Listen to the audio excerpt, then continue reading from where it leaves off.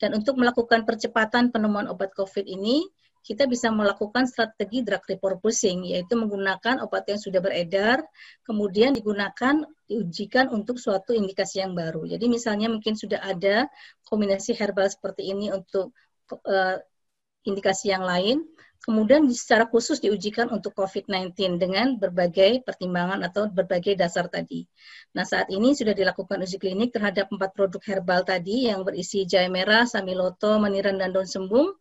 Yang ini merupakan kombinasi yang cukup ideal karena ada yang berefek sebagai antiinflamasi dan antioksidan, kemudian ada yang meningkatkan sistem imun humoral maupun seluler.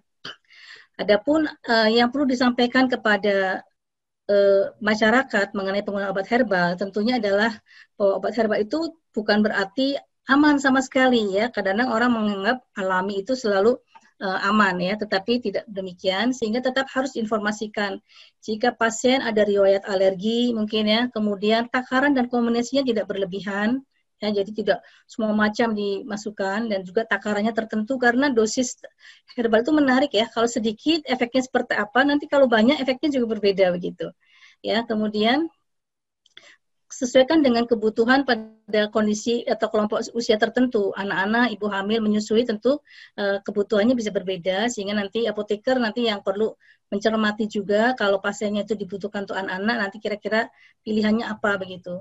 Lalu jangan lupa bahwa ada kemungkinan interaksi dengan obat lain yang sedang digunakan. Karena itu untuk amannya bisa dibuat jeda waktu dalam pemberian, ya walaupun belum banyak informasi secara klinis yang menyatakan efek interaksi suatu herbal dengan suatu obat sintetik, tetapi untuk lebih amannya mungkin diberi jeda sekitar 2-3 jam ya dalam pemberiannya. Kemudian jangka waktu penggunaan itu juga jangan ada aturannya. Beberapa obat misalnya seperti Echinacea ya, sebutkan beberapa obat herbal itu ada aturan tidak boleh terlalu lama, misalnya paling banyak adalah 8 minggu misalnya. Tetapi mungkin obat lain atau herbal yang lain bisa lebih lama. Nah itu tentu saja sangat individual, itu nanti apoteker yang harus memberikan penjelasan juga kapan suatu obat, untuk berapa lama suatu obat itu bisa diberikan. Dan tentu saja sangat penting adalah memperhatikan informasi dalam kemasan. Karena obat-obat bersifat spesifik ya masing-masing. Dan mungkin secara umum ya kita bisa sarankan kepada masyarakat ya, apoteker memberikan saran bahwa kalau ada yang tanya pada kita, maka sarankan mereka untuk mencari obat herbal yang sudah terdaftar di Badan POM dan juga sudah ada nomor izin edarnya.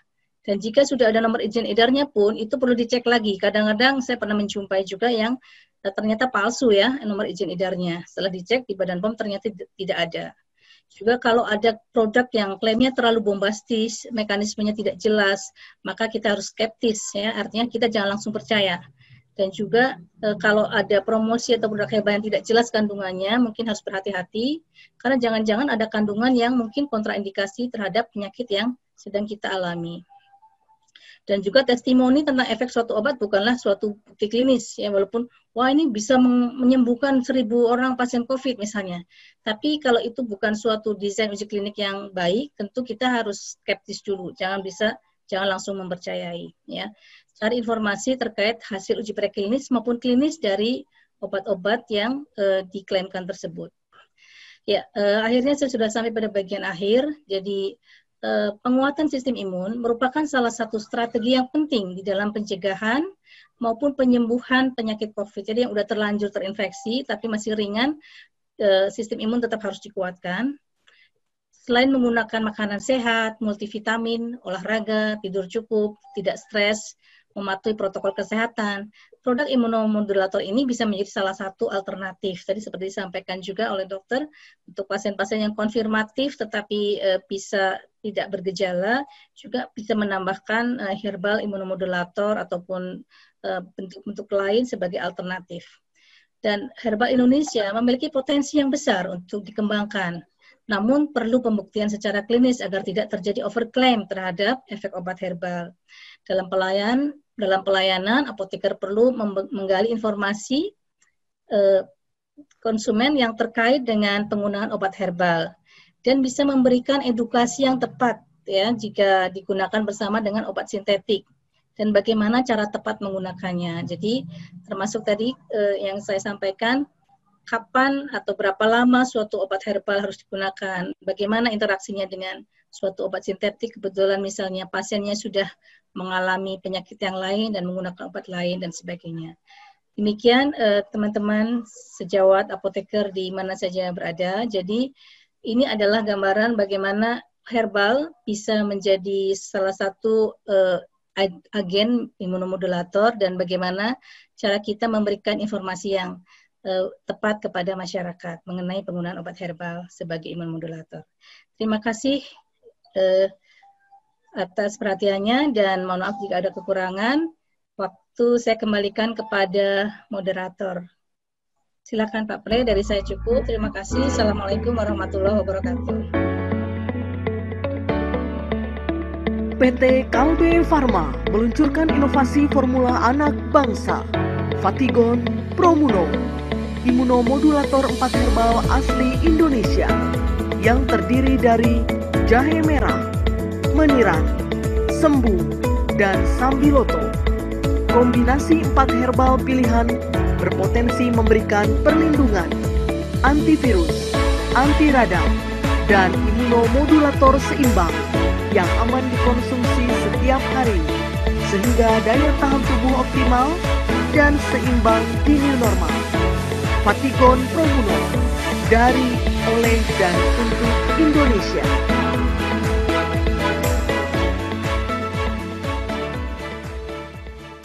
Terima kasih Prof. Sulis atas paparannya. Jadi tadi Prof. Sulis menyampaikan bahwa memang imunomodulator, terutama yang dari herbal, bisa salah satu alternatif untuk menghadapi COVID-19. Memang sekarang banyak sekali yang klaim bahwa ini imunomodulator yang efektif. Tentunya klaim ini harus ada dasarnya. Nah, kita sepakati dasar yang paling kuat dari suatu klaim adalah uji klinis. Nah, selanjutnya ini pada session ketiga akan disampaikan oleh Pak Dr. Masteria. Itu pengalaman melakukan uji klinis dari herbal untuk imunomodulator. Tapi sebelum beliau menyampaikan presentasinya, mungkin kami sampaikan singkat CV dari beliau. Jadi, Dr. Masteria Yunofilsa Putra ini adalah bachelor dari kimia di Universitas Andalas. Kemudian meraih European Master of Science di Marine Bioteknologi at Marseille Polytechnic University di Italia.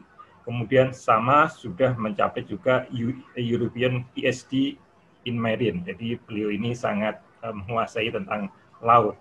Tapi laut dan herbal tidak terlalu jauh ya, Dr. Masteria. Dan jabatan beliau sekarang di LIPI adalah sebagai Head of Group Drug Discovery and Development at Research Center for Biotechnology. Ya, ini kira-kira jabatan beliau yang saat ini di LIPI. Baik, Dr. Masteria, silahkan, kami ingin mendapatkan sharing pengalaman uji klinis untuk herbal imunomodulator, karena kita percaya uji klinis adalah salah satu bukti evidence yang paling bisa dipercaya kalau kita klaim suatu material bisa mengobati sesuatu. Silakan, Dr. Masteria. Terima kasih banyak, Pak Pre. Assalamualaikum warahmatullahi wabarakatuh, Bapak Ibu. Ini merupakan pengalaman pertama saya presentasi di Ikatan Apoteker Indonesia. Background saya sebenarnya lebih banyak pindah ke Pusat Penelitian Bioteknologi, yang dimana saat ini kita di LIPI karena setahun kemarin kita refocusing, jadi semua yang bidangnya penelitiannya tentang bioteknologi itu dipindahkan ke Pusat Penelitian Bioteknologi, dan sesuai bidangnya menggunakan riset tentang obat atau drug discovery atau natural products ditempatkan di salah satu grup baru yang dibentuk, yaitu Drug Discovery and Development. Ya, hari ini saya akan presentasi mengenai